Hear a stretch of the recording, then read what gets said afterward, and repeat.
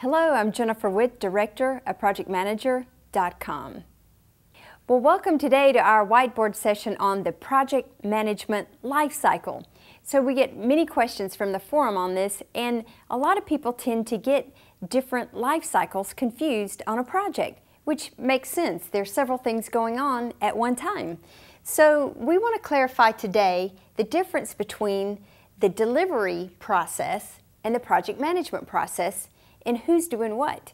So if we first take the delivery process is what your team members are primarily engaged in. And the team members are doing the definition, they're doing the design, they're doing the development, deployment, and departure of the main parts of the project. So that's the delivery. Then you are doing the rest of the stuff. So there's a lot going on for the project manager. So this is the project management life cycle as documented from a source of the project management body of knowledge produced by PMI, the Project Management Institute. So if you look on this cross section, this is the delivery phase, the project management phase, and the trends are the level of activity going on. So for the delivery of the project, you can see it starts and then it begins to build and then it tapers off towards the finish. But for the project management, there are different things going on. So as the delivery process starts, the initiating of the project, because within initiating, remember we have the project charter, which is the main deliverable from initiating. So you get the approval and the sign-off for the project, so it makes sense that that's here in the start. So the initiating begins, and then at the same time, the planning can also begin as well. So with the planning, remember the main deliverable is the project plan. So you're coming up with the processes of the schedule, the milestones, all of the main deliverables to be produced in that project.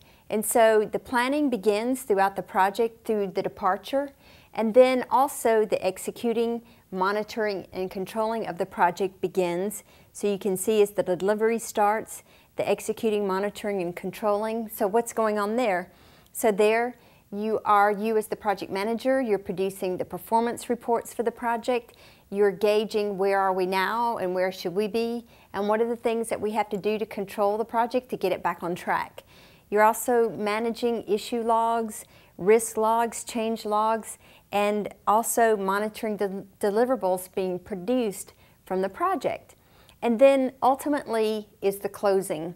So the closing is at the end as the departure, so the team members begin departing from the project, so you're closing things out. So the main deliverables there are the user acceptance, the approval of the project, any kind of final reports that go out to different team members, the stakeholders, the change control board, and the project documents, and also the lessons learned. So just wanted to clarify because, again, these are some of the questions that come from the forum, really clarifying the difference between the project management life cycle and the delivery life cycle. They go hand in hand, but remembering these are the things that the project manager is responsible for, and this is what you're gauging for your team members. So I hope that helps. Again, it's one of the main questions coming from the forum, and we at ProjectManager.com have tried to integrate this into our software. So if you need some tips, tools, and techniques, and better yet, software to help you manage your project management lifecycle, then sign up today for our software at ProjectManager.com.